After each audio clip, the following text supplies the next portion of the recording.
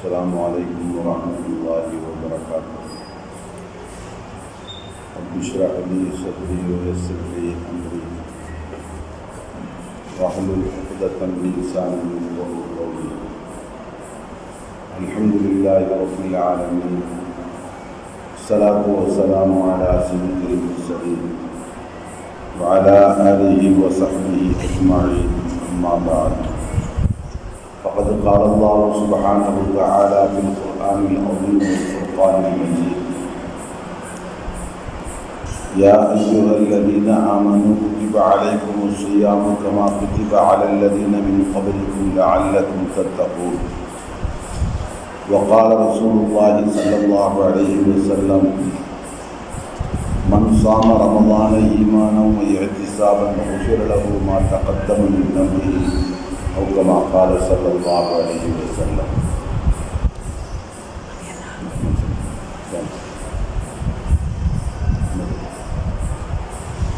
அன்புமிக்க அருமை பெரியோர்களே, அன்பார்ந்த அருமை சகோதரர்களே,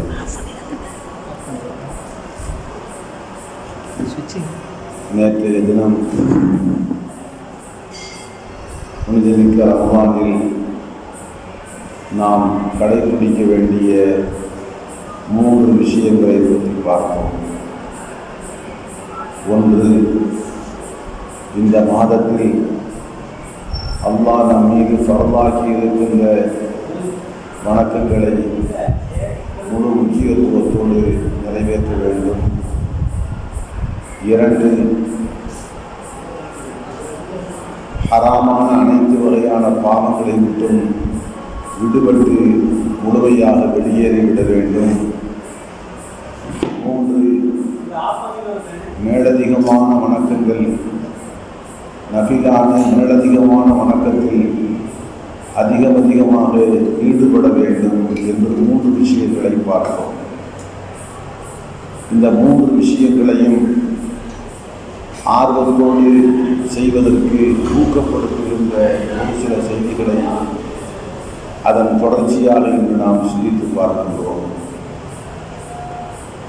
அன்புக்குரியவர்களே, இந்த 3 காரியங்களை செய்வதால் நமக்கு கிடைக்கின்ற பலன் என்ன என்பதையும்,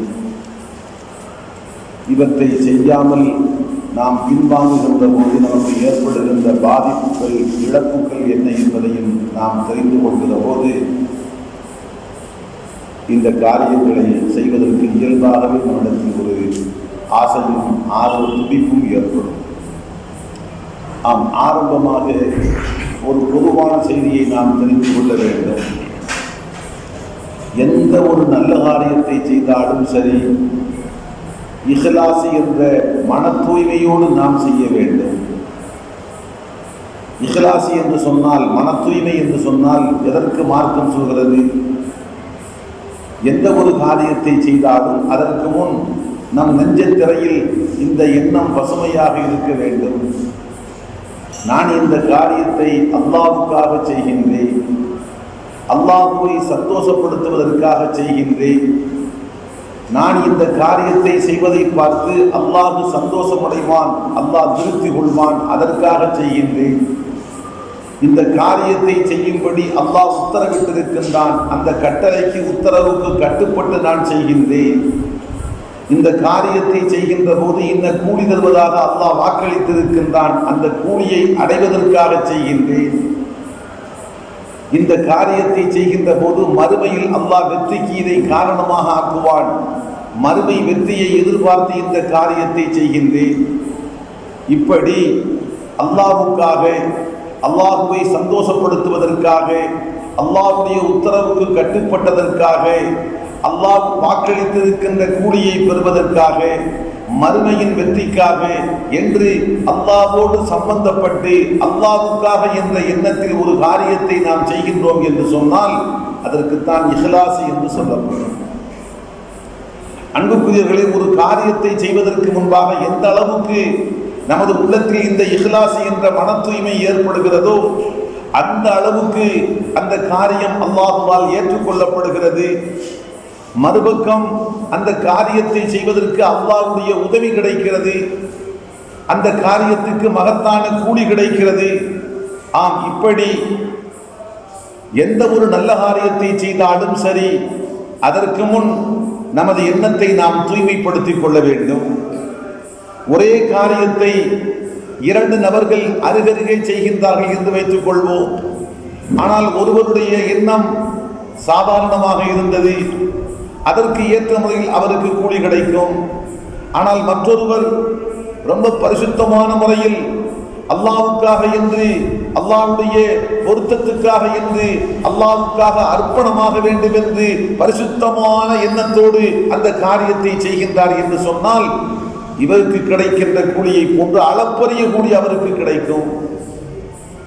அதே சமயம் எத்தனை உயர்வான அமலாக இருந்தாலும் சரி, அந்த காரியத்தை செய்கின்ற போது அல்லாஹ்வுக்காக என்ற எண்ணம் இல்லாமல் உலக ஆதாயத்தை எதிர்பார்த்து, உலக பலனை அடிப்படையாக கொண்டு அந்த காரியத்தை செய்தால், 4 பேர் பார்த்து என்னை பாராட்ட வேண்டும், 4 பேர் என்னை போற்றி புகழ வேண்டும், மக்களுக்கு மத்தியில் நான் பிரபலம் அடைய வேண்டும், இவர் பெரிய வணக்கசாலி, இவர் அதிகமாக நோன்பு நோக்கின்றவர், இவர் அதிகமாக தர்மம் செய்கின்றவர், இவர் கேட்டால் இல்லை என்று சொல்ல மாட்டார், இப்படி மக்களுக்கு மத்தியில் விளம்பரம் பெற வேண்டும் என்ற எண்ணத்தோடு ஒரு காரியத்தை ஒரு மனிதன் செய்கின்றான் என்று சொன்னால், அல்லாஹ்விடத்தில் அந்த காரியம் ஏற்றுக்கொள்ளப்பட மாட்டாது. மட்டுமல்ல, அல்லாஹ்விடத்தில் ஏற்றுக்கொள்ளப்பட மாட்டாது, அதற்கு எந்த கூலியும் கிடைக்க மாட்டாது என்பது மட்டுமல்ல, சில போது அந்த நல்ல காரியம் முகஸ்துதிக்காக வேண்டி, உலக ஆதாயத்துக்காக வேண்டி செய்யப்பட்ட அந்த நற்காரியம் நாளை மறுமையின் தண்டனைக்கும், நாளை மறுமையின் மிகப்பெரிய தண்டனைக்கு அது காரணமாக ஆகிவிடலாம். நரகத்தில் கொண்டு போய் கவிழ்த்துவதற்கு கூட அது காரணமாக ஆகிவிடும். பிரபலமான ஹதீஸிலே நாம் பார்க்கிறோம், அல்லாஹ்வின் திருத்தூதர் ஸல்லல்லாஹு அலைஹி வஸல்லம் நாளை மறுமையில் ஆரம்பமாக 3 சாரார்களை கொண்டு நரகம் எரியூட்டப்படும் என்று சொன்னார்கள். அந்த 3 சாரார் யார்? பாவம் செய்த பாவிகளா? இல்லை, போர்க்களத்தில் சென்று உயிர் தியாகம் செய்தவர், தன் வாழ்நாள் முழுவதும் மார்க்க கல்வி பணியில் ஈடுபட்டிருந்தவர், மற்றொருவர் கணக்கு பார்க்காமல் வாரி வாரி கொடுத்து தர்மம் செய்த கொடைவள்ளல். இந்த 3 சாராரை கொண்டுதான் ஆரம்பமாக நரகம் எரியூட்டப்படும் என்று பெருமானார் சொன்னார்கள். என்ன காரணம்?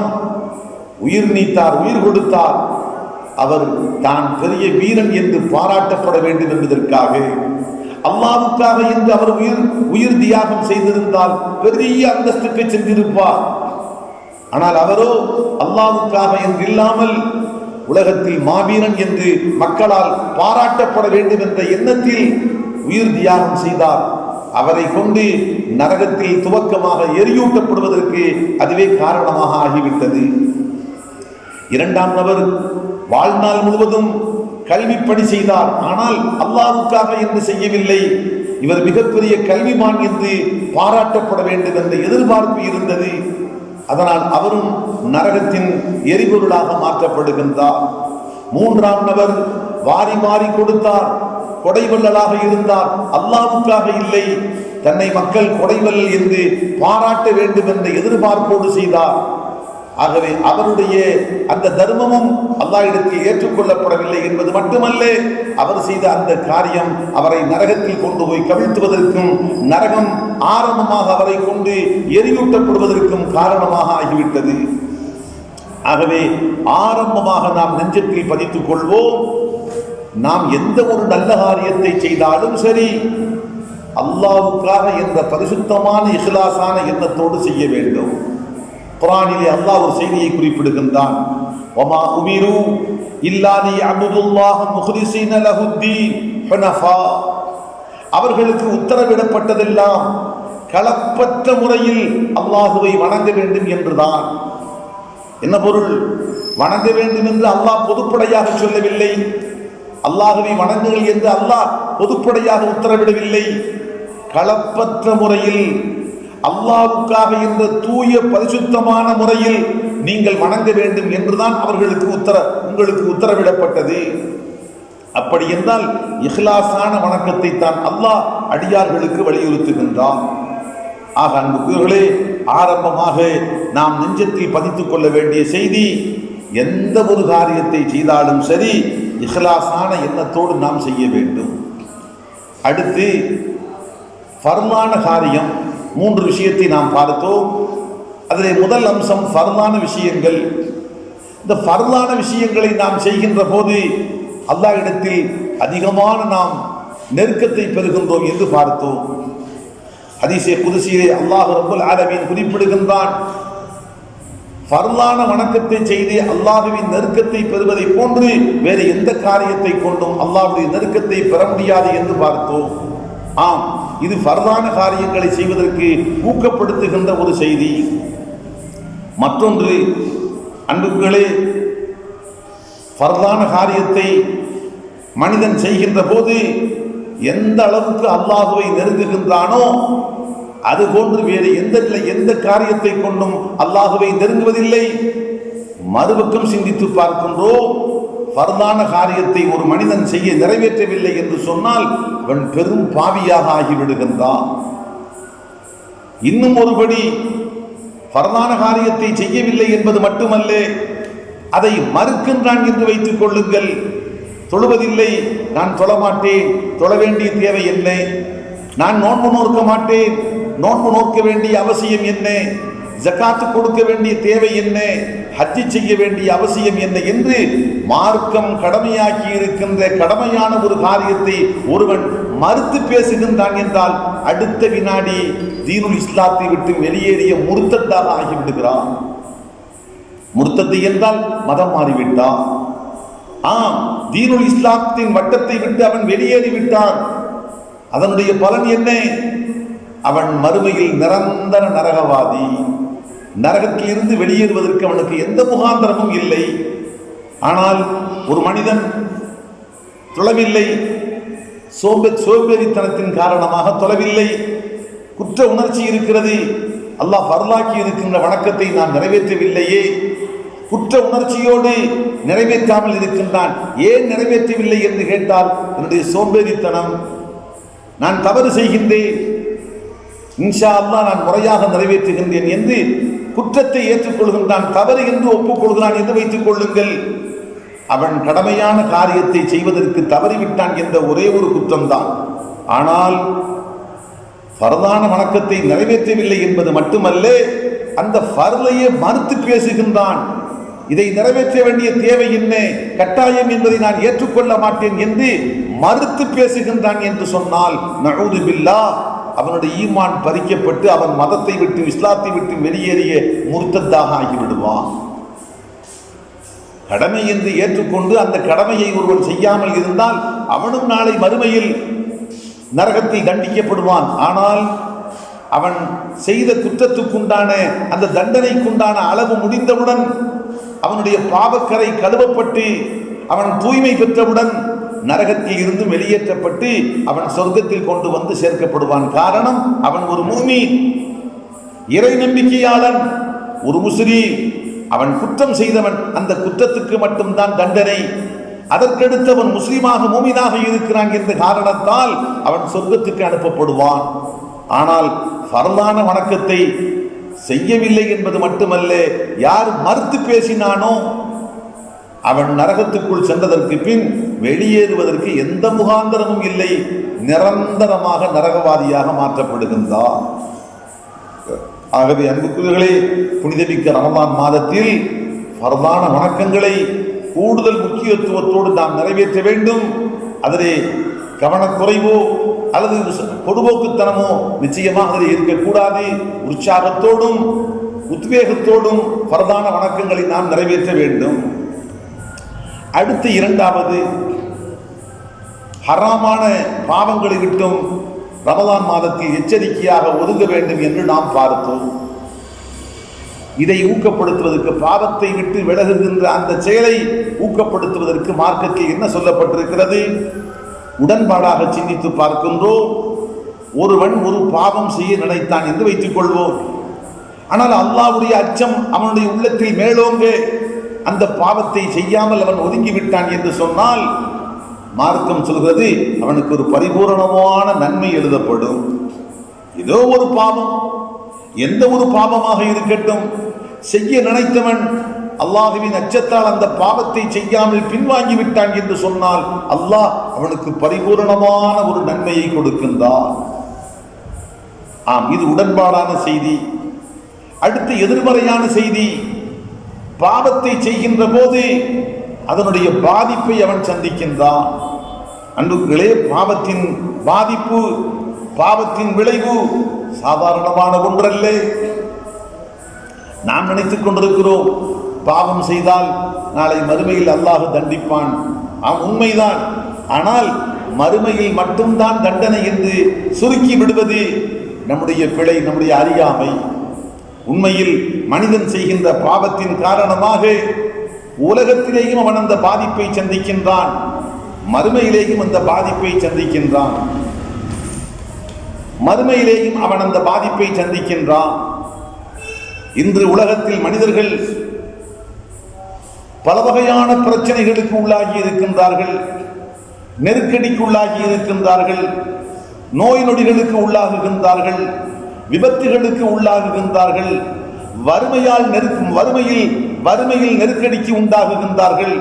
இன்னும் இப்படி எத்தனையோ வகையான பாதிப்புகளுக்கு உள்ளாகுகின்றார்கள். சொந்த பந்த உறவுகளுடைய அரவணைப்பை இழந்து விடுகின்றார்கள். இதற்கெல்லாம் என்ன காரணம்?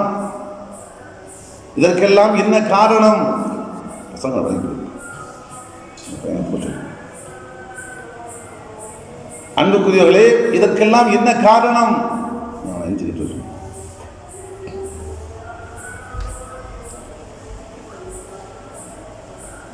இதற்கெல்லாம் என்ன காரணம்? அவன் செய்த பாவங்கள், அவர்கள் செய்த பாவத்தின் விளைவுதான் அவருடைய வாழ்க்கையை இப்படி சின்னாபின்னமாக ஆக்கி இருக்கிறது. ஆனால் நாம் அதை விளங்குவதில்லை. இன்றைய நமது வாழ்க்கை நேற்றைய நம்முடைய செயல்பாடுகளின் பிரதிபலிப்பு. நாம் இன்று எப்படி நடந்து கொள்கிறோமோ இந்த செயல்பாடுகள் தான் நம்முடைய வாழ்க்கையை, நாளைய வாழ்க்கையை அமைக்கிறது. நேற்றைய செயல்கள் இன்றைய நமது வாழ்க்கை, இன்றைய நமது செயல்கள் நாளைய வாழ்க்கையாக அமைகிறது. ஆனால் நாம் நினைத்துக் கொள்கிறோம் நமது செயல்பாடுகளுக்கும் நமது வாழ்க்கைக்கும் சம்பந்தம் இல்லை. நிச்சயமாக இல்லை. பாவங்கள் எந்த அளவு எப்படிப்பட்ட பாவங்களை செய்கின்றானோ அதே போன்ற விளைவுகளை அவன் தன் வாழ்க்கையில் சந்திக்கின்றான். அல்லாஹ்வின் திருத்தூதர் ஸல்லல்லாஹு அலைஹி வஸல்லம் மனிதன் செய்கின்ற பாவங்களுக்காக எப்படிப்பட்ட விளைவுகளை அவன் சந்திக்கின்றான் என்பதை பல கட்டங்களில் எச்சரிக்கையாக சொல்லி இருக்கின்றார்கள். ஒருமுறை பெருமானார் சொன்னார்கள், மானக்கேடான காரியம் சமுதாயத்தில் பரவ ஆரம்பித்து விட்டால், பகிரங்கமாக நடக்க ஆரம்பித்து விட்டால், முன்னோர்கள் கேள்விப்படாத நோய்கள் எல்லாம் அங்கே ஏற்படும். முன்னோர்கள் கேள்விப்படாத நோய்கள் அந்த சமுதாயத்தில் ஏற்படும். இன்று நாம் பார்க்கின்றோம், எய்ட்ஸ் நோய் இதற்கு முன்பாக இந்த உலகம் கண்டதில்லை. எய்ட்ஸ் நோய் ஏற்படுகிறது. அதற்கு என்ன காரணம்? அன்புகளே, மானக்கேடான காரியம் பெருத்து விட்டது. அதனுடைய விளைவு எய்ட்ஸ் போன்ற கொடிய நோய்கள் வருகிறது. அதே போன்று ஒரு சமுதாயத்தில் ஜக்காத்து கொடுக்காமல் இருந்தால் அல்லாஹ் அந்த மக்களுக்கு மழையை நிறுத்தி விடுவான் என்று பார்க்கின்றோம். வேறு சில பாவங்கள், அந்த பாவங்களுக்கு பஞ்சம் தலைவிரித்து ஆடும் என்று பெருமானார் எச்சரித்தார்கள். இப்படி பல வகையான பாவங்களை சொல்லி அந்த பாவங்களின் காரணமாக இன்ன விளைவுகளை அந்த மக்கள் சந்திப்பார்கள் என்று எச்சரித்தார்கள். எல்லாவற்றுக்கும் மேலாக நாம் சிந்தித்து பார்க்கின்றோம், இன்று படைக்கப்பட்ட படைப்பினங்களிலேயே சாபத்துக்குரிய படைப்பு என்று யாரை நாம் சொல்கின்றோம்? ஆக இழிவானவன், ஆக தாழ்வானவன், சபிக்கப்பட்ட சாபத்துக்குரியவன் யார்? ஷைத்தானை நாம் குறிப்பிடுகின்றோம். ஷைத்தான் அந்த நிலையை அடைந்ததற்கு என்ன காரணம்? ஷைத்தான் அல்லாஹ்வுக்கு மாறு செய்தான், பாவம் செய்தான். அவன் செய்த பாவத்தின் காரணமாக சபிக்கப்பட்ட சாபத்துக்குரியவனாக மாறி போய்விட்டான். ஆரம்பத்தில் மலாயிகத்துமார்களோடு சேர்ந்திருக்கின்ற உயர்ந்த தரத்தில் இருந்தான். ஆனால் என்று அல்லாஹ் ஏவிய உத்தரவுக்கு மாறு செய்துவிட்டு பாவத்தில் இறங்கினானோ சபிக்கப்பட்டு சாபத்துக்குரியவனாக வானுலகத்தை விட்டு வெளியேற்றப்பட்டு கியாமத்து நாள் வரைக்கும் சபிக்கப்பட்டவன் என்ற மோசமான நிலையை அடைந்து விட்டான். அதே போன்று குர்ஆனை புரட்டி பார்க்கின்ற போது பக்கம் பக்கமாக அல்லாஹ் சொல்லுகின்றான், மனிதர்கள் செய்கின்ற பாவத்தின் காரணமாக தண்டிக்கப்பட்டவர்கள். ஒரு சாராரை பற்றி அல்லாஹ் குறிப்பிடுகின்றான், வெள்ளப் பிரளயத்தை கொண்டு அல்லாஹ் பூண்டோடு ஒழித்து கட்டினான். நூஹ் நபியின் காலத்தில் வாழ்ந்த மக்கள் விரல் விட்டு எண்ணுகின்ற ஒரு சிலரை தவிர்த்து பூண்டோடு உலகத்தில் வாழ்ந்த அத்தனை பேரையும் அல்லாஹ் ஒழித்து கட்டினான். தண்ணீருக்குள்ளே மூழ்கடித்து அழித்து விட்டான். என்ன காரணம்? அவர்கள் செய்த பாவம் தான் காரணம். அதே போன்று ஆது கூட்டத்தார்களை பற்றி அல்லாஹ் குறிப்பிடுகின்றான். கடுமையான காற்று சில வருடங்களுக்கு முன்பாக நமது ஊரிலே வீசிய அந்த கஜா புயலை கொஞ்சம் நினைத்து பாருங்கள். இரவு 12 மணிக்கு துவங்கியது, காலை 6 மணிக்கு முடிந்து விட்டது. ஒரு 6 மணி நேரம் என்ன செய்தது? சீரடித்து சின்ன பின்னமாக்கி விட்டு போய்விட்டது. 6 மணி நேரம் வீசி அடித்த அந்த காற்று ஒரு 2 நாட்கள் 3 நாட்கள் தொடர்ச்சியாக வீசி இருந்தால் ஊரே நாசமாகி இருக்கும், நிர்மூலமாகி இருக்கும். அங்கே அல்லாஹ் குறிப்பிடுகின்றான், சஹரஹா அலைஹிம் சப்அ லயாலின் வ ஸமானியத அய்யாமின் ஹுஸூமா. 7 இரவுகள் 8 பகல்கள் அந்த பயங்கரமான சூறை காற்று அந்த ஆது கூட்டத்தார்கள் மீது தொடர்ச்சியாக வீசியது. அதன் காரணமாக ஆசானுபாகுவாக உடல் பாகை பெற்றிருந்தார்கள். பனை மரத்தை போன்று உயரமாக இருப்பார்கள். இந்த பயங்கரமான காற்றின் காரணமாக வேரோடு பிடுங்கப்பட்ட பனை மரத்தை தலைகீழாக கவிழ்த்தி பூமியிலே ஓங்கி குத்தி இருந்தால் எப்படி இருக்குமோ அது போன்று அவர்கள் பிடுங்கப்பட்ட பேரித்த மரத்தை போன்று பூமியிலே குத்தப்பட்டு ஆங்காங்கே செத்த மையத்துகளாக சிதறி கிடந்தார்கள். என்ன காரணம்? அவர்கள் செய்த பாவம் தான். அடுத்து சமூது கூட்டத்தை பற்றி அல்லாஹ் குறிப்பிடுகின்றான். அவர்களை பயங்கரமான ஒரு ஓசை, இடி ஓசையை விட பயங்கரமான ஓசை, அந்த ஓசையை கேட்ட மாத்திரத்தில் உள்ளம் வெடித்து சிதறிவிடும், இதயம் மட்டும் தனியாக வெடிக்கும். அப்படி ஒரு கொடுமையான தண்டனை. அதற்கு என்ன காரணம்? அவர்கள் செய்த பாவங்கள் தான். அதே போன்று அல்லாஹ் குறிப்பிடுகின்றான், வானில் இருந்து கல்மலை பொழிந்தது. கல்மலை பொழிந்து அல்லாஹ் அவர்களை நசுக்கி விட்டான். அதற்கு என்ன காரணம்? அவர்கள் செய்த பாவங்கள் தான். இன்னொரு சாராரை பற்றி அல்லாஹ் குறிப்பிடுகின்றான், கூனு கிரதத்தன் ஹாசியின், சிறுமையுற்ற குரங்குகளாக மாறிவிடுங்கள் என்று அல்லாஹ் அவர்களுக்கு உத்தரவிடுகின்றான். குரங்குகளாக உருமாற்றம் செய்யப்பட்டார்கள். சிலபோது பார்க்கிறோம் பன்றிகளாக உருமாற்றம் செய்யப்பட்டார்கள். அனைத்துக்கும் காரணம் அவர்கள் செய்த பாவங்கள். குர்ஆனிலே இப்படி பல வகையான தண்டனைகளை பற்றி அல்லாஹ் குறிப்பிடுகின்றான். காரூனை பற்றி அல்லாஹ் சொல்கின்றான், காரூன் பூமி பிளந்தது, பூமியால் அவன் உள்வாங்கப்பட்டான், புதையுண்டு போனான், இதுவரைக்கும் உள்ளே போய்க் கொண்டிருக்கிறான் என்று குர்ஆன் சொல்கிறது. இன்னும் சில மக்கள் பூகம்பத்தால் அழிக்கப்பட்டார்கள். ஹதரத் சாலிஹ் அலைஹிஸ்ஸலாத்துடைய சமுதாயத்தை பார்க்கின்றோம். வானிலே மழை பொழிவதை போன்று ஒரு மழை கார்மேக கூட்டம் ஒன்று வந்தது. கடுமையான வெப்பம். மக்கள் எல்லாம் ஓடி சென்று நிழல் பெறுவதற்காக வேண்டி அந்த மேகத்தின் அடியிலே சென்று நின்றார்கள். குளிர்ச்சியாக இருக்கும் என்று கருதி அந்த மேகத்தின் அடியிலே போய் நின்றார்கள். சற்று நேரத்திற்கு பின்பாக மழை பொழிவதற்கு மாற்றமாக குபீர் என்று கீழே இறங்கியது. நெருப்பு பற்றி கொண்டு எரிந்தது. அத்தனை பேரையும் கவித்து சாம்பலாக்கி விட்டு சென்றது. என்ன காரணம்? அவர்கள் செய்த பாவம். அன்புக்குள்ளே இப்படி வெள்ளத்தால் அழிக்கப்பட்டார்கள், இடியால் ஒழித்து கட்டப்பட்டார்கள், காற்றால் அழிக்கப்பட்டார்கள், பூகம்பத்தால் புதையுண்டு போனார்கள், கல்மழை பொழிந்து அழிக்கப்பட்டார்கள். இப்படி விதவிதமான தண்டனைகள். அத்தனைக்கும் அடிப்படை காரணம் அவர்கள் செய்த பாவங்கள். மனிதன் செய்கின்ற பாவங்களின் காரணமாகத்தான் இயற்கை சீற்றங்கள் ஏற்படுகிறது. இன்னும் சொல்ல போனால் தனி மனித வாழ்க்கையில் ஏற்படுகின்ற பாதிப்புகளுக்கு அவர்கள் செய்த பாவங்கள் தான் காரணமாக இருக்கிறது. சிலருடைய வாழ்க்கையில் பார்க்கிறோம், தாங்க முடியாத கோர கொடுமை இழைத்தவர்கள் பயங்கரமான கோரமான விபத்திலே சிக்கி சின்னா பின்னமாக சிதறி போகின்றார்கள். பிரேதத்தை கூட கையில் எடுக்க முடியவில்லை. கூட்டி பெருக்கி போர்வையில் கட்டி கொண்டு வருகின்ற அளவுக்கு படு மோசமான சிதைவு. என்ன காரணம்? அந்த அளவுக்கு பலருடைய உள்ளத்தை சிதறடிக்கக்கூடிய முறையில், பல ஏழைகளை துன்புறுத்துகின்ற முறையில் காரியங்கள் செய்திருக்கிறார்கள், பாவங்கள் புரிந்திருக்கின்றார்கள். ஆக அன்புகளே, சுருக்கமாக நாம் புரிந்து கொள்ள வேண்டிய செய்தி, மனிதன் செய்கின்ற பாவங்களின் காரணமாக அவனுக்கு பல வகையான தண்டனை மறுமைக்கு முன்பாக உலகத்திலேயே ஏற்படுகிறது. இது உலகத்தில் ஏற்பட்டது. அடுத்து மறுமைக்கு முன்பாக சக்கராத்துடைய நேரத்தில் ரொம்ப கடுமையாக இருக்கிறது. கபருக்குள்ளே போய்விட்டால் கபருக்குள்ளே நெருக்கம், கடுமையான நெருக்கடிக்குள்ளாக்கப்படுகின்றான். கபரு உள்ளே நெருப்பு படுகொலியாக கபரு மாற்றப்படுகிறது. இன்னும் நரகத்தில் இருந்து அவனுக்கு சில மோசமான பாதைகள் திறந்து விடப்பட்டு மோசமான வாடைகளை நுகர வைக்கப்படுகிறது. மறுமையிலோ அல்லாஹ் பல வகையான தண்டனைகளை கொடுக்கின்றான். ஆக பாவங்களின் காரணமாக உலகத்திலேயும் பாதிப்பு ஏற்படுகிறது, கபரிலேயும் பாதிப்பு ஏற்படுகிறது, மறுமையிலேயும் பாதிப்பு ஏற்படுகிறது.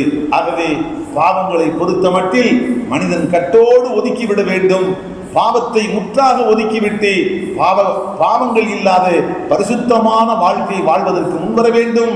அதற்கு பயிற்சி எடுத்துக் கொள்ளுகின்ற காலகட்டம் தான் புனிதமிக்க ரமலான் மாதம்.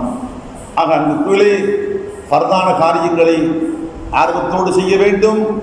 1 மாத காலம் பாவங்கள் அனைத்தையும் முழுமையாக விட்டுவிட வேண்டும். 3வது, நஃபிலான வணக்கங்கள், ஃபர்து இல்லாத நஃபிலான வணக்கங்களில் அலாதியான ஈடுபாடு காட்ட வேண்டும். காரணம், ரமலான் மாதம் என்று சொன்னாலே வணங்குவதற்காக வேண்டிய அல்லாஹ் கொடுத்திருக்கின்ற காலகட்டம். எதை செய்தாலும் சரி, மற்ற எந்த காலத்திலும் இல்லாத அளவுக்கு அல்லாஹ் அபரிமிதமான கூலியை தருகின்றான். அருமை நாயகம் ஸல்லல்லாஹு அலைஹி வஸல்லம் சொன்னார்கள், ஒரு நஃபிலான வணக்கத்தை செய்தால் ஃபர்லான வணக்கத்தை செய்த கூலியை அல்லாஹ் பரிசாக தருகின்றான். ஒரு ஃபர்லை செய்தால் 70 ஃபர்துகளை நிறைவேற்றிய கூலியை அல்லாஹ் தருகின்றான். ஆம் அன்புகளே, மற்ற காலங்களில் எந்த ஒரு நன்மையாக இருக்கட்டும், குறைந்தபட்ச கூலி 1க்கு 10. ஒரு காரியத்தை செய்தால், ₹1 தர்மம் செய்தால் 10 ரூபாய் தர்மம் செய்த கூலி, 1 ரக்அத் தொழுதால் 10 ரக்அத்துக்கள் தொழுத கூலி. எந்த ஒரு நன்மையாக இருக்கட்டும் 1க்கு 10 அடிப்படை கூலி.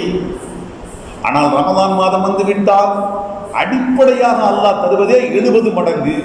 ₹1 தர்மம் செய்தால் 70 ரூபாய் தர்மத்துக்கு உண்டான கூலி, 1 ரக்அத் தொழுதால் 70 ரக்அத்துக்கள் தொழுத கூலி. இப்படி ஒவ்வொன்றுக்கும் அல்லாஹ் 70 மடங்காக பெருக்கி தருகின்றான். ஆனால் இதுவெல்லாம் நோன்பு அல்லாத மற்ற வணக்கங்களுக்குத்தான் இந்த கூலி. 70 என்பது உச்சமல்ல, 70க்கு மேல் கூலி இல்லை என்று அர்த்தமல்ல. துவக்கமே 1க்கு 70. ஆனால் ஒரு மனிதன் எந்த அளவுக்கு பரிசுத்தமான இஹ்லாஸோடு, மன தூய்மையோடு அந்த வணக்கத்தை செய்கின்றானோ, அது 70 என்பது 700ஆக, 7000ஆக, 7 லட்சமாக, 7 கோடியாக கூட அதனுடைய கூலி மாற்றப்படுகிறது, பெருக்கப்படுகிறது. இவையெல்லாம் மற்ற அமல்களுக்கு. நோன்பு என்று வந்துவிட்டால் அது அலாதியானது, அது ஒரு தனி விதம். அல்லாஹ் ரப்புல் ஆலமீன் ஹதீஸே குத்ஸியை சொன்னதாக அருமை நாயகம் ஸல்லல்லாஹு அலைஹி வஸல்லம் குறிப்பிடுகின்றார்கள், மனிதன் செய்கின்ற அத்தனை அமல்களும் அது அவனுக்கு சொந்தம். மனிதன் செய்கின்ற அமல்கள் எத்தனை என்றோ அவை அத்தனையும் அவனுக்கு சொந்தம். இல்ல சௌம், நோன்பை தவிர. மனிதன் தொழுகின்றான், அது அவனுக்கு சொந்தம். குர்ஆன் ஓதுகின்றான், அவனுக்கு சொந்தம். திக்ர் செய்கின்றான், அவனுக்கு சொந்தம். தர்மம் செய்கின்றான், அவனுக்கு சொந்தம். ஆனால் நோன்பு வைக்கின்றான், அது எனக்கு சொந்தம். அல்லாஹ் உரிமை பாராட்டுகின்றான். ஆம், எனக்கு சொந்தம். அதற்கு நானே கூலி கொடுக்கின்றேன். புரிந்து கொள்வதற்காக ஒரு உதாரணத்தை சிந்தித்து பார்ப்போம். ஒரு மனிதனிடத்தில் 10 மனைகள் இருப்பதாக வைத்துக் கொள்ளுங்கள். 10 மனைகள். அந்த 10 மனைகளில் முதல் மனை யாருக்கு என்று கேட்டபோது உனக்கே தான். இரண்டாவது மனை அது உனக்கே, மூன்றாவது மனை அது உனக்கே என்று 9 மனை வரைக்கும் அது உனக்கு என்று சொல்லப்பட்டது. 10வது மனை வந்தவுடன் அது எனக்கு என்று சொன்னார். அதற்கு என்ன கூலி, அதற்கு என்ன கிரயம்? நானே அதற்கு கூலி கொடுப்பேன், நானே அதற்கு கூலி கொடுப்பேன். இந்த வார்த்தையை சொல்லுகின்றவன் யார்? அல்லாஹ் சொல்லுகின்றான். ஒரு நாளைக்கு 100 ரூபாய் சம்பாதிக்கக்கூடியவன் நான் உனக்கு பரிசு தருகிறேன் என்று சொன்னால் உச்சமாக என்ன கொடுக்க முடியும்? தனக்கு 1 ரூபாயாவது கையில் எடுத்துக்கொண்டு 99 ரூபாய் கொடுக்க முடியும். ஆனால் அதையும் சேர்த்து தனக்கு ஒன்றும் வேண்டாம் என்று சொல்லிவிட்டு கொடுத்தால் 100 ரூபாய் கொடுக்கலாம். 1000 ரூபாய் சம்பாதிப்பவன் 1000 ரூபாய் அன்பளிப்பு செய்யலாம். லட்சம் சம்பாதிப்பவன் லட்சம் கொடுக்கலாம். கோடி சம்பாதிக்கின்றவன் கோடி அன்பளிப்பு செய்யலாம். ஆனால் அகில உலகத்தையும் படைத்தாடுகின்ற அல்லாஹ், அல்லாஹு அக்பர், அவன் சொல்லுகின்றான், நான் உனக்கு கூலி தருகின்றேன். ஆம், அந்த 10வது மனையை ஒரு பெரிய செல்வந்தர் சொன்னார், அது எனக்கு சொந்தம், அதற்கு நானே அதற்குண்டான கிரயத்தை தருகின்றேன். எவ்வளவு கிரயம் தருவார்? அவர் அந்த மனையை எடுத்துக்கொண்டு என்ன கிரயமாக தருகின்றாரோ அதை வைத்துக் கொண்டு இந்த 9 மனையை போன்று 90 அல்ல 900 மனைகளை வாங்கலாம். அந்த அளவுக்கு பெரிய தொகையை அதனுடைய கிரயமாக தருகின்றார். அது போன்று அல்லாஹ் ரப்புல் ஆலமீன் நோன்பு எனக்கு சொந்தம் என்று சொல்லிவிட்டு நோன்புக்கு நானே கூலி தருகின்றேன் என்று சொல்றான். அந்த கூலி எவ்வளவு? 70 அல்ல, 700 அல்ல, 7000மோ 7 லட்சமோ அல்ல, கோடி. அல்லாஹ்வுக்கு தான் தெரியும் எத்தனை கோடி என்று. ஆம், நோன்பை பொறுத்த மட்டில் தனக்கே என்று அல்லாஹ் உரிமை கொண்டாடுகின்றான். ஆக அன்புகளே, ரமலான் மாதம் இபாதத்து செய்வதற்காக வேண்டியே அல்லாஹ் கொடுத்திருக்கின்றான். நாம் இது போன்ற நன்மைகளை தெரிந்து கொண்டு வணக்க வழிபாடுகளில் அலாதியான ஈடுபாடு கொள்ள வேண்டும். அருமை நாயகம் ஸல்லல்லாஹு அலைஹி வஸல்லம் அவர்களுடைய முன்மாதிரியை பார்க்கின்றோம். பெருமானார் ரமலான் மாதம் வந்துவிட்டது என்று சொன்னால் வேறு எந்த காலத்திலும் இல்லாத அளவுக்கு வணக்க வழிபாடுகளில் ஈடுபாடு கொள்வார்கள். அல்லாஹுவின் தூதர் யார்? சாதாரண காலத்திலேயே பெருமானாருடைய பேச்சும் மூச்சும் வணக்கம். பெருமானார் பேசினால் இந்த பேச்சும் வணக்கம், அவர்களுடைய பார்வை வணக்கம், அவர்களுடைய அசைவுகள் வணக்கம், எல்லாமே வணக்கமாக இருந்தது. காலை மாலை இரவு பகல் பெருமானாருடைய அத்தனை உறங்கினாலும் வணக்கம், விழித்தெழுந்தாலும் வணக்கம் இருந்தது. இப்படிப்பட்ட அல்லாஹுவின் தூதர் ரமலான் மாதம் வந்துவிட்டது என்று சொன்னால் அல்லாஹு அக்பர், பெருமானார் வேறு எந்த காலத்திலும் இல்லாத அளவுக்கு அல்லாஹ்வுடைய வணக்கத்தில் ஈடுபாடு கொள்வார்கள். ஹதீஸிலே பார்க்கிறோம், யதகய்யரு லவ்னுஹு, பெருமானாருடைய நிறம் மாறிவிடும். ரமலான் வந்துவிட்டது என்று சொன்னால் அல்லாஹுவின் தூதருடைய நிறம் மாறிவிடும். அந்த அளவுக்கு வணக்கத்தில் ஈடுபாடு கொள்வார்கள். குறிப்பாக இறுதி 10 வந்துவிட்டது என்று சொன்னால் உறக்கத்தை மறந்து விடுவார்கள். அஹியல் லைல, இரவு முழுவதையும் வணக்கத்திலே ஹயாத்தாக்குவார்கள். ஏதாவது எந்த நேரத்தில் பார்த்தாலும் சரி, ஏதாவது ஒரு வணக்கத்தோடு அல்லாஹுவின் தூதர் இணைந்திருப்பார்கள்.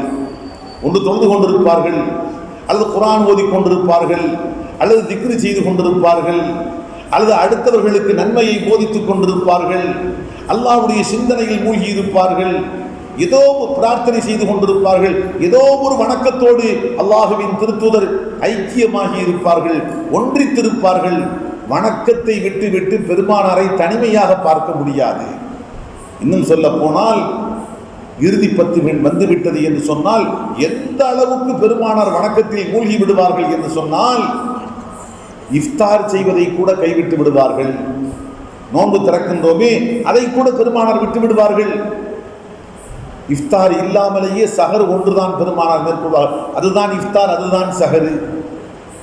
இன்னும் சில போது அந்த சஹரையும் கைவிட்டு விடுவார்கள். இஃப்தாரும் இல்லை, சஹரும் இல்லை. ஒரு நாள் மட்டுமல்ல, மறுநாளும் இல்லை, மறுநாளும் இல்லை. இதற்கு அரபியிலே சௌமே விசால் என்று சொல்வார்கள், தொடர் நோன்பு. ஆம், அல்லாஹுவின் திருத்தூதர் ஸல்லல்லாஹு அலைஹி வஸல்லம் ரமலான் மாதத்தின் இறுதி 10 நாட்கள் வந்துவிட்டது என்று சொன்னால் இஃப்தாரும் இல்லாமல் சஹரும் செய்யாமல் தொடர் நோன்பை நோற்பார்கள். அந்த அளவுக்கு நேரத்தை சேமித்து அல்லாஹ்வுடைய வணக்கத்தில் ஈடுபடுத்துவார்கள். அல்லாஹ்வின் தூதர் அவர்களே அவருடைய முழு நேரமும் வணக்கம் என்கிருக்கிற போது அதையும் தாண்டி அவருடைய முந்திய பிந்திய பாவங்கள் எல்லாம் மன்னிக்கப்பட்டு விட்டது என்று அல்லாஹ் வாக்குறுதி கொடுத்திருக்கின்றான். நபித்துவத்துக்கு முன்பாகவும் சரி, நபித்துவத்துக்கு பின்பாகவும் சரி, சிறிய பெரிய பாவங்களை விட்டு பாதுகாக்கப்பட்டவர்கள், பாவங்களை விட்டு பாதுகாக்கப்பட்டு முந்திய பிந்திய பாவங்கள் எல்லாம் மன்னிக்கப்பட்டு இரவு பகல் 24 மணி நேரமும் உறங்கினாலும் விழித்திருந்தாலும் அசைவும் அமைதியும் அத்தனையும் வணக்கம் என்கிருக்கின்ற அல்லாஹுவின் திருத்தூதர் ரமலான் வந்துவிட்டது என்று சொன்னால் வேறு எந்த காலத்தையும் விட அதிகமாக வணக்கத்தில் ஈடுபடுவார்கள். நிறம் மாறுகின்ற அளவுக்கு வணக்கத்தில் ஈடுபாடு கொள்வார்கள். உறக்கத்தை விட்டு விட்டு விடிய விடிய விழித்திருப்பார்கள். சஹர் செய்வதை கைவிட்டு விடுவார்கள். இஃப்தார் செய்வதை கைவிட்டு விடுவார்கள். அந்த அளவுக்கு ரமலான் மாதத்தில் வணக்கமே வணக்கம் என்று மூழ்கி இருப்பார்கள் என்று சொன்னால் நாம் எந்த அளவுக்கு ரமலானில் ஈடுபாடு கொள்ள வேண்டும்? காரணம், நாம் எப்படிப்பட்டவர்கள்? முந்திய பிந்திய பாவங்கள் மன்னிக்கப்படும் என்று வாக்குறுதி கொடுக்கப்படவில்லை. எந்த சிறிய பெரிய பாவங்களை விட்டு பாதுகாக்கப்படுவீர்கள் என்று சொல்லப்படவில்லை. பார்த்தால் பாவம், பேசினால் பாவம், கேட்டால் பாவம், நடந்தாலும் பாவம், படுத்தாலும் பாவம், எழுந்தாலும் பாவம். பாவமோ பாவம். பாவ புழுக்களை பார்க்கலாம். சில புழுக்கள் அசுத்தத்தில் பிறந்து அசுத்தத்தில் வளர்ந்து அசுத்தத்திலேயே மரணமடையும். அதுபோன்று பாவத்திலேயே பிறந்து பாவத்திலேயே வளர்ந்து பாவத்திலேயே மடியக்கூடிய பாவ புழுக்களாக நாம் இருக்கின்றோம். அல்லாஹுவின் திருத்தூதர் ஸல்லல்லாஹு அலைஹி வஸல்லம் அவர்களே ரமலானுடைய மகத்துவத்தை உணர்ந்து இந்த அளவுக்கு வணக்கத்தில் தன்னை அர்ப்பணித்துக் கொண்டார்கள் என்று சொன்னால் நம்மை போன்ற சாமானியர்கள் புனிதமிக்க ரமலான் மாதத்தில் எந்த அளவுக்கு வணக்கத்துக்காக அர்ப்பணமாக வேண்டும்? அன்புகளே, ஒரு மனிதன் அல்லாஹுவின் திருத்தூதர் ஸல்லல்லாஹு அலைஹி வஸல்லம் அவர்களை சிந்தித்து பார்த்தால் நிச்சயமாக தன்னை ரமலானில் ஒரு வினாடி கூட அமைதியாக இருப்பதற்கு சம்மதிக்க மாட்டார். அல்லாஹ் குர்ஆனிலே குறிப்பிடுகின்றான், லகத் கான லக்கும் ஃபீ ரசூலில்லாஹி உஸ்வத்துன் ஹஸனா லிமன் கான யர்ஜுல்லாஹ் வல் யௌமல் ஆகிர். அல்லாஹ்வையும் மறுமை நாளையும் யார் நம்புகின்றாரோ அவருக்கு அல்லாஹுவின் திருத்தூதரிடத்தில் அழகிய முன்மாதிரி இருக்கிறது. பெருமானாருடைய வாழ்க்கையில் ஆகிரத்தை நம்புகின்ற, அல்லாஹுவை நம்புகின்ற மக்களுக்கு அழகிய முன்மாதிரி இருக்கு என்று அல்லாஹ் குறிப்பிடுகின்றான். ஆம், ரமலான் மாதத்தை ஒரு முஃமின் எப்படி கணிக்க வேண்டும் என்பதற்கும் அல்லாஹுவின் திருத்தூதர் ஸல்லல்லாஹு அலைஹி வஸல்லம் அவர்களிடத்தில் அழகிய முன்மாதிரி இருக்கிறது. அதே போன்ற அன்புகளே, ரமலான் மாதத்தில் வணக்க வழிபாடுகளில் நமக்கு ஆர்வத்தை தூண்டுவதற்கு நாம் தெரிந்து கொள்ள வேண்டிய மற்றொரு செய்தி, ரமலான் மாதத்தில் எல்லாவற்றிலேயும் அல்லாஹ் பரக்கத்து வைத்திருக்கின்றான். நேரத்திலேயும் பரக்கத்து, அமல்களிலேயும் பரக்கத்து, அந்த அமல்களுக்கு அல்லாஹ் தருகின்ற கூலியிலேயும் பரக்கத்து, அந்த அமல்களை செய்வதற்குண்டான உடல் வலிமை சக்தி அதிலேயும் பரக்கத்து, அதை செய்ய வேண்டும் என்ற ஆர்வ துடிப்பை தருகின்ற ஈமானுடைய உணர்விலேயும் பரக்கத்து இருக்கிறது. சாதாரணமாக பாருங்கள், சாதாரண காலத்தில் தொழுவதற்கு கூட வரமாட்டான் ஒரு மனிதன். ஆனால் ரமலான் வந்துவிட்டது என்று சொன்னால் நடுநிசியில் தூக்கத்தை உதறிவிட்டு தொழுவதற்கு நமக்கு பின்பாக வருவான். என்ன காரணம்? ரமலான் அல்லாத காலத்தில் சாதாரணமாக தொழுவதற்கே தயங்கிய அந்த மனிதன் நடுநிசியில் உறக்கத்தை உதறிவிட்டு தொழுவதற்கு வருகின்றான் என்று சொன்னால் என்ன பொருள்? ஈமானுடைய பரக்கத்து, ஈமானுடைய எழுச்சி ஏற்படுகிறது. அதே போன்று ரமலானிலே பார்க்கின்றோம், உடலிலே அல்லாஹ் பரக்கத்தை செய்கின்றான்.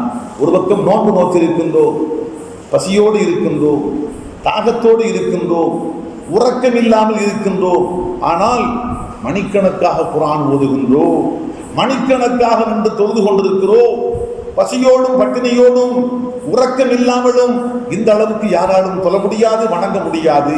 ஆனால் ரமலானில் ஒரு சராசரி மனிதன் மணிக்கணக்காக இறை வணக்கத்துக்கு செலவிடுகின்றான். எப்படி? அல்லாஹ் அவனுடைய உடல் வலிமையில் பரக்கத்து செய்கின்றான். அதே போன்று நேரத்திலேயும் பரக்கத்து.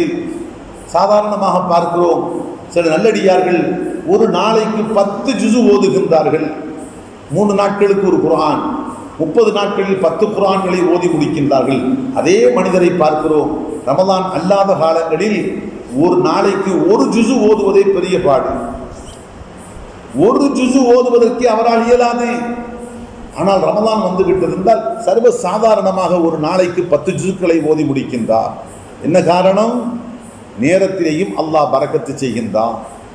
அன்புகளே, இப்படி ரமலான் மாதத்தை பொறுத்த மட்டில் அல்லாஹு ரப்புல் ஆலமீன் எல்லா வகையான பரக்கத்துக்களையும் செய்து இந்த மாதத்தை அல்லாஹ்வுடைய வணக்கத்துக்காக அவன் பயன்படுத்திக் கொள்ள வேண்டும் என்ற முறையில் அல்லாஹ் ஏற்பாடு செய்திருக்கிறான். ஆகவே புனிதமிக்க இந்த ரமலான் மாதத்தில் அதிகமான வணக்கங்களில் நாம் ஈடுபாடு கொள்ள வேண்டும். அடுத்த அன்புகளே, ரமலான் மாதத்தில் எந்த அளவுக்கு நாம் அமல்களில் ஈடுபடுகின்றோமோ அதற்கு ஏற்ற முறையில் நாளை மறுமையில் அல்லாஹுவின் திருச்சமூகத்தில் இந்த ரமலான் மாதம் நமக்காக ஷஃபாஅத்து பரிந்துரை செய்கிறது. அருமை நாயகம் ஸல்லல்லாஹு அலைஹி வஸல்லம் சொன்னார்கள், ரமலானும் ரமலானுடைய நோன்பும் குர்ஆனும் அல்லாஹ் இடத்தில் பரிந்துரை செய்யும். ரமலான் சொல்லும், நோன்பு சொல்லும், யா அல்லாஹ், இவனை பகலெல்லாம் உண்ணாமல் பருகாமல் இவனை நான் தடுத்து வைத்திருந்தேன். ஆகவே இவன் விஷயத்தில் என்னுடைய பரிந்துரையை ஏற்றுக்கொள்வாயாக. அடுத்து குர்ஆன் சொல்லும், அல்லாஹ் எத்தனையோ இரவுகளில் உறங்காமல் என்னை இவன் ஓதிக்கொண்டிருந்தான், உறக்கத்தை தடுத்துவிட்டு என்னை ஓதிக்கொண்டிருந்தான். ஆகவே இவன் விஷயத்தில் என்னுடைய பரிந்துரையை ஏற்றுக்கொள்வாயாக. நோம்புடைய பரிந்துரை, குர்ஆனுடைய பரிந்துரை, ரமலானுடைய பரிந்துரை ஏற்றுக்கொள்ளப்பட்டு அவன் சொர்க்கத்துக்கு அனுப்பப்படுகின்றான். ஆக அன்புகளே, ரமலான் மாதம் இபாதத்துக்காக வேண்டி, வணக்கத்துக்காக வேண்டியே கொடுக்கப்பட்டது.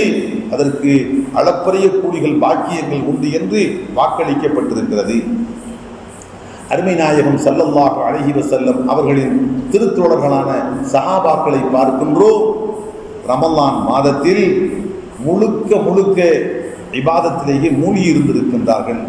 சஹாபாக்களை பார்க்கிறோம். சில சஹாபாக்கள் 2 ரக்காத்துகளில் ஒரு குர்ஆனை ஓதி முடித்திருக்கிறார்கள். கேட்பதற்கு அதிசயமாக இருக்கிறது.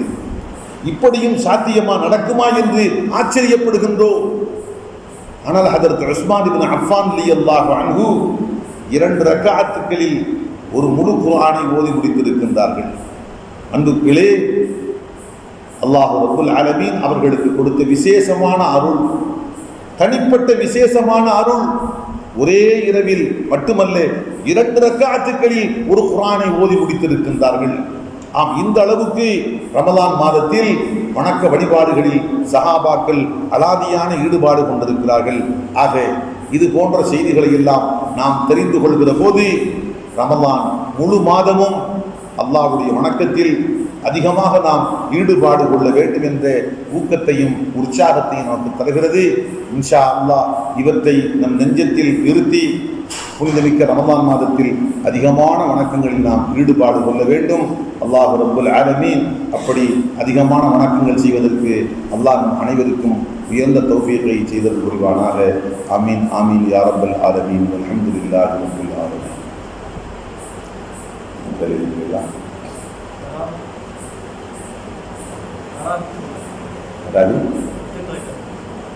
கொஞ்சம் சவுண்டா கேட்டா இதுலயும் ரெக்கார்ட் ஆகும். தராவீஹ் தொழுகை எத்தனை ரக்காத்து என்று சகோதரர் கேட்கிறார்.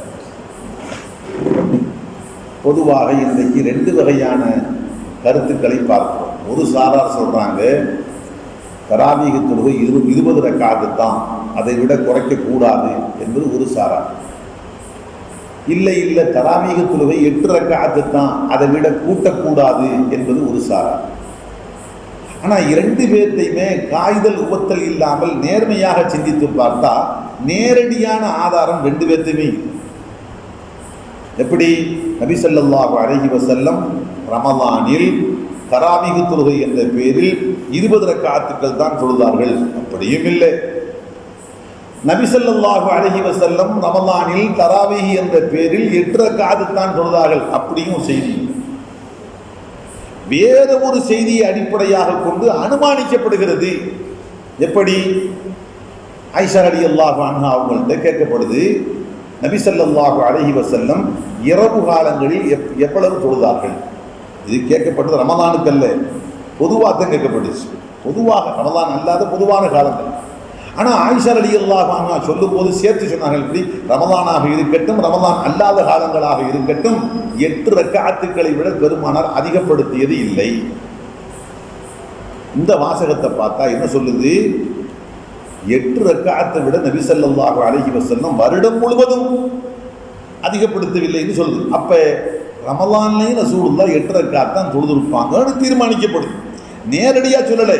ரசூலுல்லாஹ் ரமலான்ல தராவீஹில 8 ரக்காத் தான் தொழுதாங்கன்னு ஆயிஷா நாயகி சொல்லலை. வார்த்தை எப்படி இருக்குது? பொதுவாக எல்லா காலங்களிலேயும் ரமலானாக இருக்கட்டும் அல்லாத காலங்களாக இருக்கட்டும் நபி ஸல்லல்லாஹு அலைஹி வஸல்லம் 8 ரக்காத்துக்களை விட அதிகரிப்பு செய்யவில்லை, அதிகமாக ஆக்கவில்லை. அப்போ ரசூலுல்லாஹ் ரமலான்லையும் கூட 8 ரக்காத் தான் தொழுதிருப்பார்கள் என்று அனுமானிக்கப்படுது. ஆனால் கேள்வி, இது தராவீஹ் தொழுகையை பற்றி சொல்லப்பட்டதா?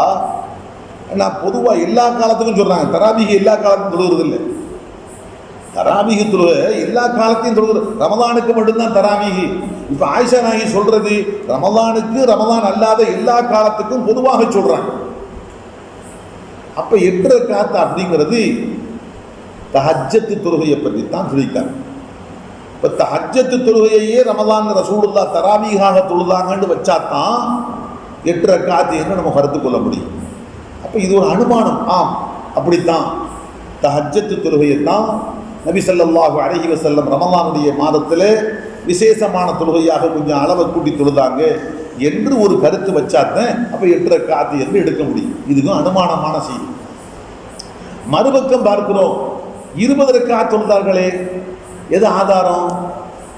ஹதரத் உமர் ரலியல்லாஹு ஆட்சி காலத்தில் ஹதரத் உபய் இப்னு கஅப் ரலியல்லாஹு அன்ஹு அவங்களை இமாமாக ஏற்படுத்தி தொழுகை வைக்க சொன்னாங்க.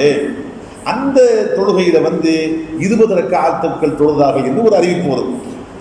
அந்த அறிவிப்பை மையமாக கொண்டு இப்போ ஹலீஃபாக்கள் ரசூலுல்லாஹ் சொன்னாங்க, பிசுன்னத்தி ஓ பிசுன்னத்தி ஹுலஃபாயுர் ராஷிதீனல் மஹ்தியீன், என்னுடைய சுன்னத்தையும் பின்பற்றுங்கள், நேர்வழி பெற்ற ஹுலஃபாக்களுடைய சுன்னத்தையும் பின்பற்றுங்கள் என்று ரசூலுல்லாஹ் சொன்னாங்க.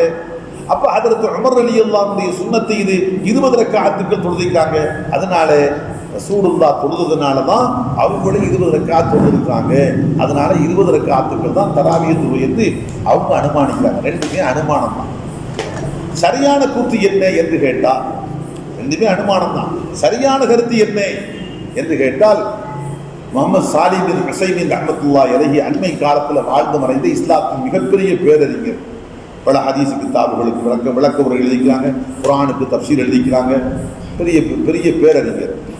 அவங்க சொல்றாங்க, வலம் யுஹத்தித் ஃபீ அததி ரக்அத்தி தராவீஹ், அல்லாஹ்வின் திருத்தூதர் ஸல்லல்லாஹு அலைஹி வஸல்லம் தராவீஹினுடைய ரக்காத்துக்கள் விஷயத்தில் வரையறை செய்யவில்லை. இத்தனை ரக்காத்துக்கள் தான் தொழ வேண்டும் என்று அல்லாஹ்வின் திருத்தூதர் வரையறை செய்யவில்லை. ஆகவே அதிகமாக குர்ஆன் ஓதுறார். குர்ஆன் பெருமான் அந்த காலத்தில் எப்படி சொல்றாங்க, ஹத்தா தஃபூத்தனல் ஃபலாஹ், குர்ஆன் ஓதுவாங்க ஓதுவாங்க ஓதிக்கொண்டே இருப்பார்கள், தொழுது கொண்டே இருப்பார்கள். எங்கே இதற்கு பின்பாகவும் தாமதப்படுத்தினால் சஹர் செய்வதற்கு நேரம் கிடைக்காதோ என்று, சஹருடைய நேரம் தப்பிவிடுமோ என்று அஞ்சுகின்ற அளவுக்கு தொழுது கொண்டிருந்தார்கள். அந்த அளவுக்கு தொழுக ஆரம்பிச்சுட்டாங்கன்னு சொன்னா சஹருடைய நேரம் முடிகின்ற அளவுக்கு தொழுது கொண்டிருப்பார்கள். அப்ப சாலிஹ் உஸைமீன் ரஹ்மத்துல்லாஹி அலைஹி சொல்றாங்க, ஒரு மனிதர் அதிகமாக ஓதுகின்றார் குர்ஆனை, நீண்ட நீண்ட ரக்காத்துக்களாக அதிகமாக ஓதுகின்றார் என்று சொன்னால் அவர் ரக்காத்துக்களை குறைத்துக் கொள்ளலாம். குர்ஆன் ஓதுவது ஆயத்துக்களை அதிகப்படுத்தினால் ரக்காத்துக்களை குறைத்துக் கொள்ளலாம்.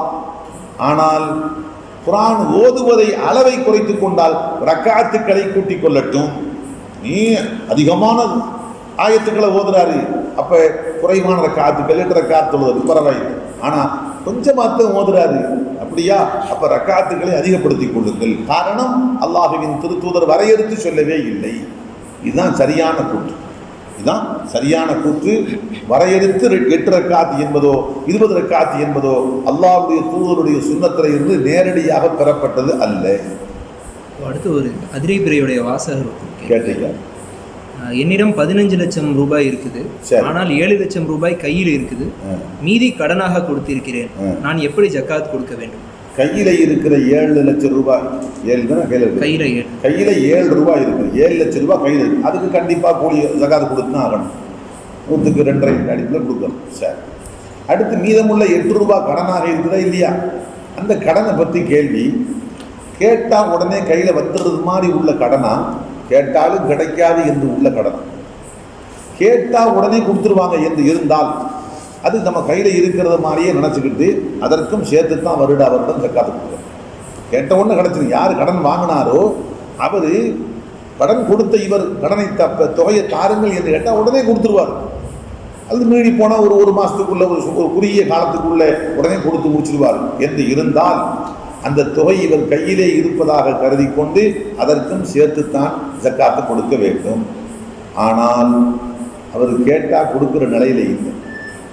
அவர் ஒன்று கொடுக்கறதுக்கு வசதியே இல்லை, அதனால கொடுக்காம இருக்கிறார். அல்லது வசதி இருந்தும் கொடுக்க வேண்டும் என்ற எண்ணம் இல்லை, கேட்கும் போதெல்லாம் தர்றேன் இழுத்தடிச்சுக்கிட்டே இருக்கிறார். இப்படி அது வந்து சேருமா இல்லையா என்பது அவநம்பிக்கையாக இருந்தால் அப்போ மார்க்கம் சொல்கிறது அதற்கு ஜக்காத்து கொடுக்க வேண்டிய தேவையில்லை. ஆனால் எப்போ அந்த காசு வந்து சேருமோ அந்த வருடத்துக்கு மட்டும் கொடுத்தால் போதும். ஒரு 15 வருடத்துக்கு பின்னாடி அந்த 8 லட்சம் ரூபாய் வருமா வராதா என்ற அவநம்பிக்கையோடு இருந்துட்டு 8 வருஷத்துக்கு 15 வருஷத்துக்கு பின்னாடி அந்த தொகை வந்து சேருதுன்னா அந்த 15வது வருடத்துக்கு மட்டும் ஜக்காத்து கொடுத்தால் போதும். அதற்கு முந்தைய 14 வருடங்களுக்கு கொடுக்க வேண்டிய தேவையில்லை. நேற்று ஒரு கேள்வி வந்துச்சு, அதை கேட்கல.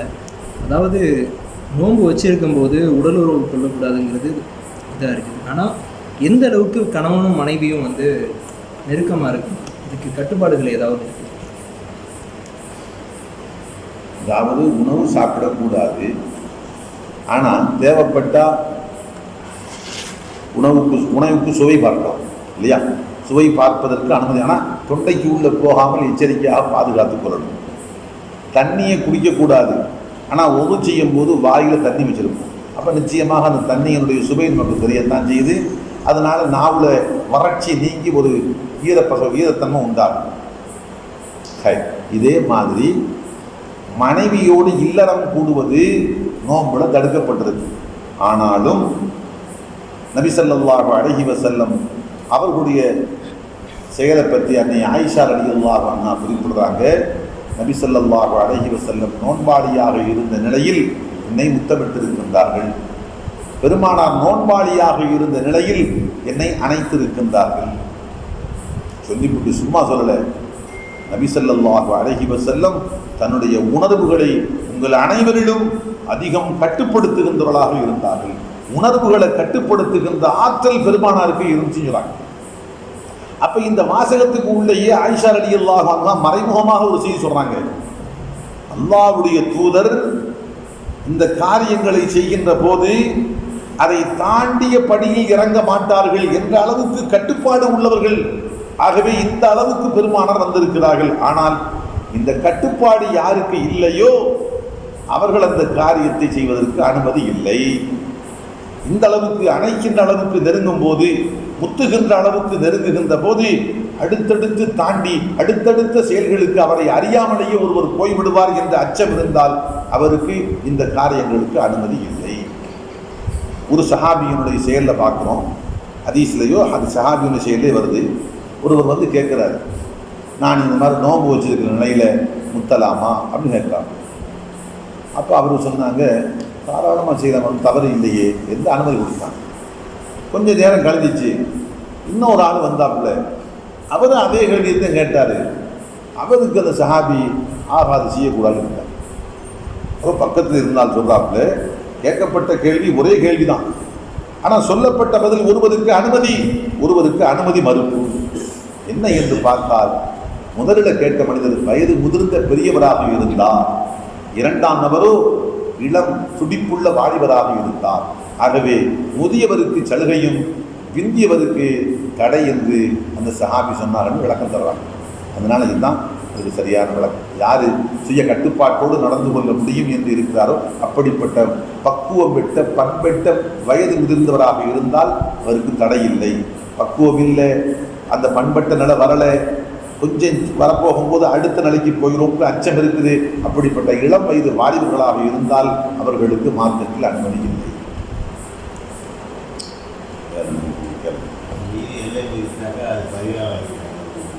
அது பயங்கரமான பரிதாபம். நோன்பாளியாக இருக்கிற நிலையில இல்லறத்தில் ஒரு மனிதன் ஈடுபட்டு விட்டான் என்று சொன்னால் கடுமையான கஃபாரா குற்றப்பரிகாரம் செய்ய வேண்டும். சாப்பிட்டுட்டு முறிச்சா கதா செஞ்சால் போதும். தண்ணி குடிச்சு முறிச்சிட்டான்னு சொன்னால் கதா செஞ்சால் போதும். ஆனால் இல்லறம் கூடி மனைவியோடு இல்வாழ்க்கையில் ஈடுபட்டு ஒருவன் நோன்பை முறித்து விட்டான் என்று சொன்னால் கதா செய்து விட்டால் மட்டும் போதாது, அதற்கு தண்டனையாக ஒரு அடிமையை உரிமை விட வேண்டும். அடிமை இல்லை, உரிமை விடுவதற்கு வசதி இல்லை. அப்போது 60 நோன்பு வைக்கணும். ஒரு நோன்புக்கு போகிறோமா 60 நோன்பு, அதுவும் எப்படி தொடர்ச்சியாக இடைவிடாமல் நோன்பு வைக்கணும். ஒரு நோன்புக்கு போகிறோமா 60 நோன்பு தொடர்ச்சியாக வைக்க வேண்டும். அதற்கு முடியாவிட்டால் 60 ஏழைகளுக்கு உணவளிக்க வேண்டும். இப்படி அல்லாஹ் தஆலா இந்த நோன்பை இல்லறத்தை இல்வாழ்க்கையை கொண்டு ஒருவன் முறிச்சு விட்டான்னு சொன்னால் அவனுக்கு கடுமையான குற்றப்பரிகாரத்தை மாற்ற சொல்லி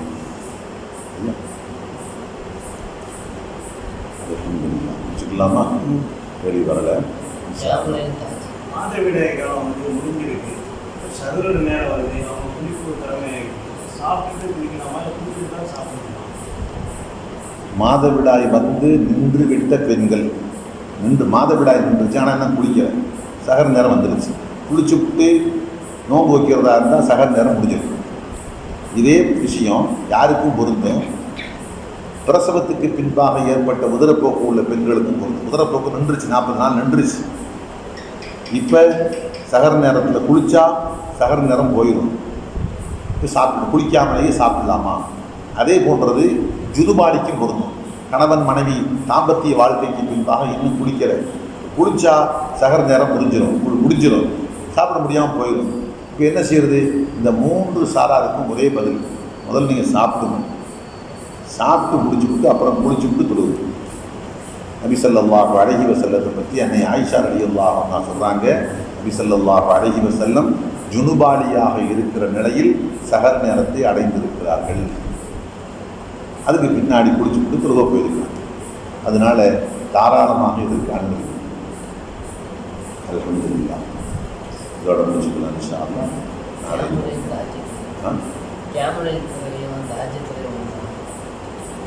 கியாமுல் தொழுகையும் நாளைக்கு விளக்கு மாதிரி விரிவாக சொல்லுங்கள். கொஞ்சம் விரிவாக சொல்ல விஷயம் நாளைக்கு சொல்லுங்கள். அல்லாஹ் தஆலா கேட்டபடி அமல் செய்யக்கூடிய பாக்கியத்தை நசீபாக்கி. சுப்ஹானல்லாஹ் சுப்ஹான ரப்பிக ரப்பில் இஸ்ஸத்தி அம்மா